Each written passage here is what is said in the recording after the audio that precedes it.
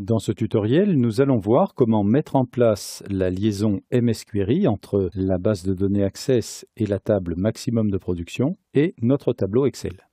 Pour réaliser cela, je me positionne sur la cellule A11 qui est la cellule où je souhaite recevoir la première information de ma base de données Access. Je viens maintenant sur l'onglet Données. Dans le groupe Données externes, je prends l'icône Autre source. Je viens sur Provenance Microsoft Query et je clique. J'indique que je souhaite utiliser une base de données de type Access Database. Si la case « Utiliser l'assistant requête pour créer et ou modifier vos requêtes » est cochée, je m'empresse de la décocher. Alors, pourquoi?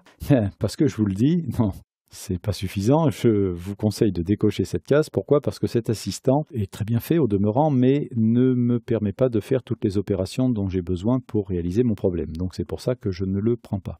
Alors c'est vrai que c'est un petit peu plus compliqué d'établir une liaison MS-Query sans assistant, mais qui peut le plus peut le moins. Si vous savez le faire sans assistant, a fortiori, vous y arriverez avec l'assistant. Donc je clique sur Microsoft Access Database et je fais OK. MS-Query se met en route et me demande quelle est la base de données que je souhaite utiliser. Moi, je souhaite utiliser la base de données Société qui a tout, que vous retrouverez donc dans les sources. Je clique sur OK. Je veux quoi? Je veux traiter les maximums de production. Je vais donc sélectionner la table maximum de production. Je clique sur Ajouter. Cette table, issue de Access, fait son apparition ici. Je n'ai pas besoin d'autres tables, je fais fermer.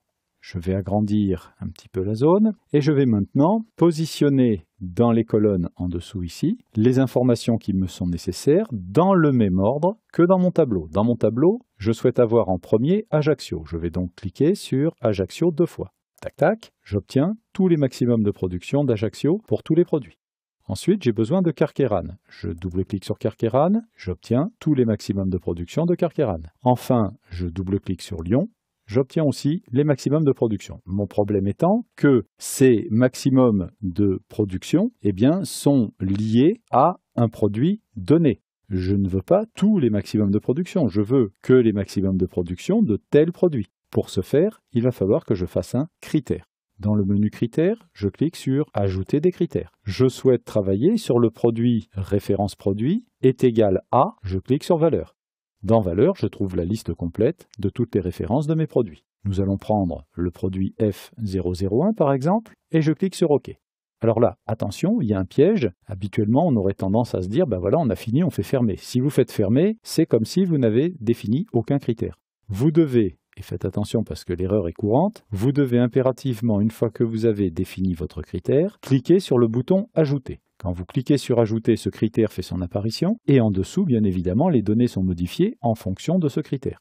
Donc là, j'ai indiqué que je voulais travailler uniquement sur le produit F001, donc les maximums de production qui apparaissent ici sont les maximums de production de ce produit F001. Le problème est que, dans ma base de données, je pourrais avoir plusieurs dates. Le produit F001, dans le temps, je peux en produire peut-être plus ou moins. Là, ce n'est pas le cas, je n'ai qu'une ligne. Mais dans le cas où il y a plusieurs lignes, il va falloir nous rajouter un autre critère, un critère de date, pour être sûr de ne prendre qu'une seule et unique ligne, c'est-à-dire les derniers maximums de production connus pour ce produit. Je vais donc venir dans la case champ, prendre date de l'info est égal à, et là je vais mettre la date que je souhaite utiliser. Alors attention, pour la case valeur, et ce quel que soit le critère, utilisez systématiquement le bouton valeur. Pourquoi? Surtout pour les dates, Excel est un produit américano-américain. Donc en surface, il est traduit en français, notamment pour les dates, vous avez jour, mois, année, mais dès que vous gratouillez un peu, vous allez vous apercevoir que sous la couche de présentation, il y a la couche américaine. Et donc, MS-Query n'est pas très performant de ce côté-là parce qu'il travaille sur des dates à l'américaine. Donc, je clique sur valeur et vous voyez, je vois apparaître mes dates au format américain avec l'année, le mois, le jour. Je vais choisir pour le produit F001, donc pour les maximums de production, le 28 mai, celui-là. Alors, comment je sais que c'est le 28 mai et pas le 5 mai? Parce que j'ai une bonne connaissance de mes données. Si je ne le sais pas, j'ouvre ma base de données, je regarde à quelle date j'ai les derniers maximums de production pour le produit F001. Je clique sur OK, je clique sur Ajouter. Alors là, ça ne change rien puisque je n'avais qu'une ligne, mais si j'avais eu plusieurs lignes de maximum de production à des dates différentes, ça n'afficherait que les maximums de production pour le produit F001 à la date du 28/5/2011. Je n'ai plus besoin de mettre de critères, je fais fermer. Je vais rajouter peut-être, pour que ça soit plus lisible, la référence de mon produit. Je vais la mettre en tête, ça sera mieux. Donc pour ce faire, je clique tout simplement sur l'en-tête de la colonne. Ça sélectionne toute la colonne. Je reviens donc sur cette en-tête et je glisse pour amener la référence à l'emplacement que je souhaite. Donc voilà, j'aurai cette présentation. À cet endroit-là, j'aurai ma référence, les maximums de production d'Ajaccio, de Carqueiranne et de Lyon. Parfait, tout est en place.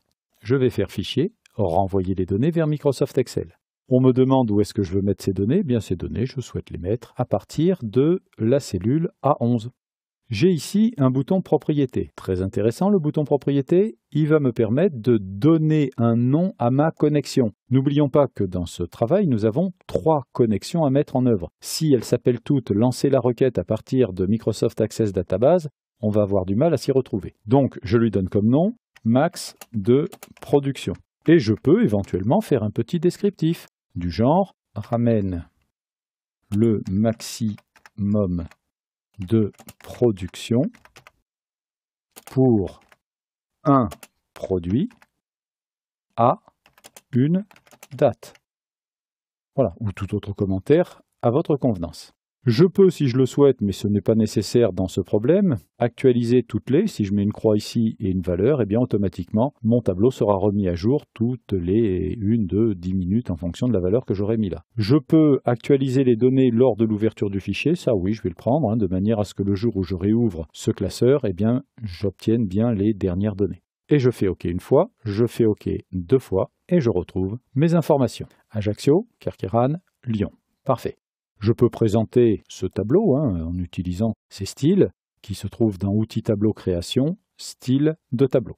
Bien, et bien maintenant, il ne me reste plus qu'à paramétrer la liaison pour récupérer les demandes des dépôts. Je vous convie à voir comment pratiquer dans le prochain tutoriel. Nous avons vu dans ce tutoriel comment lier les maximums de production de notre base de données Access à notre tableau Excel.